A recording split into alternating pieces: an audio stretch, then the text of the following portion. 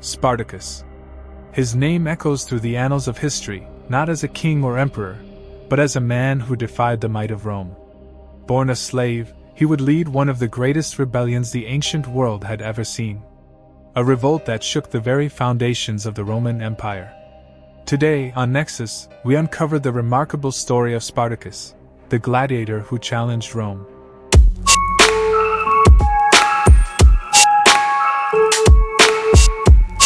Little is known about Spartacus's early life, but it is believed that he was born in Thrace, a region known for its fierce warriors. Thrace was a land often at odds with the Roman Republic, and Spartacus himself may have once served as a soldier before falling into Roman captivity. Enslaved and destined for the gladiatorial arena, Spartacus was taken to the city of Capua. Here, in the brutal gladiator school of Lentulus Batiatus, Spartacus was trained to fight and die for the entertainment of Rome's elite.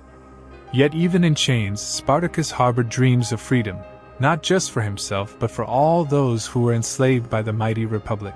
The year was 73 BC, and Spartacus, alongside around 70 other gladiators, made the daring decision to escape their confines. Armed with kitchen knives and improvised weapons, they overpowered the guards and fled into the countryside. This was no small act of rebellion. This was a declaration of war against Rome's authority. In the hills of southern Italy, Spartacus and his followers began to grow in number.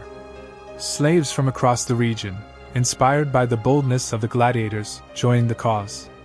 What began as a desperate bid for freedom soon became a movement of tens of thousands, united in their desire to break the chains of slavery. Spartacus was more than just a gladiator. He proved himself a brilliant tactician and leader. Over the next 2 years, he led his growing army in a series of victories against the Roman legions.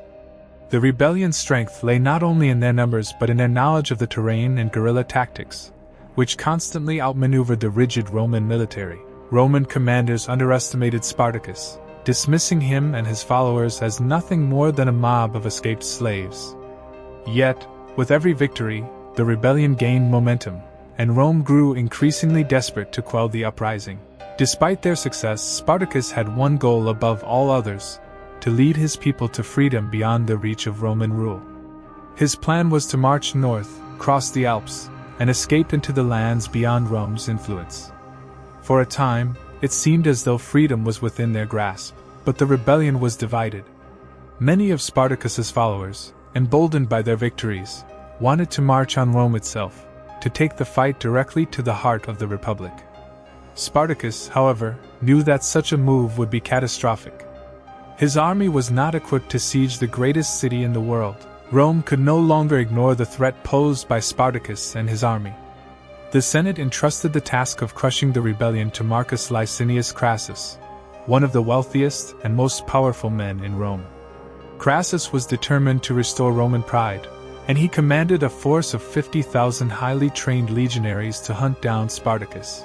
Unlike the commanders before him, Crassus understood the gravity of the situation and took no chances. He employed brutal tactics, including the infamous decimation of his own troops to maintain discipline and morale. By 71 BC, Spartacus's army had been pushed south, cornered by Crassus's legions near the Sila River. Spartacus knew this would be their last stand. In a final act of defiance, he charged into battle, fighting not just for his own life, but for the freedom of all those who had followed him. The battle was fierce, and though Spartacus fought valiantly, the superior training and discipline of the Roman legions ultimately prevailed. Spartacus fell on the battlefield, and the rebellion was crushed. Thousands of his followers were captured and crucified along the Appian Way as a grim warning to any who would dare defy Rome again.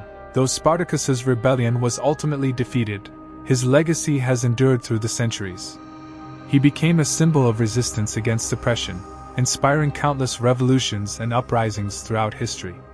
From the slave revolts of the Roman Empire to the abolitionist movements of the 19th century, Spartacus's name has come to represent the eternal fight for freedom. In modern times, his story has been immortalized in films, books, and even television series, but the essence of his struggle remains the same: the fight for a world where no one is born a slave and where all people can rise against tyranny. Spartacus may have been born a slave, but in death, he became a legend. His courage, leadership, and unwavering resolve in the face of insurmountable odds have ensured that his name will never be forgotten.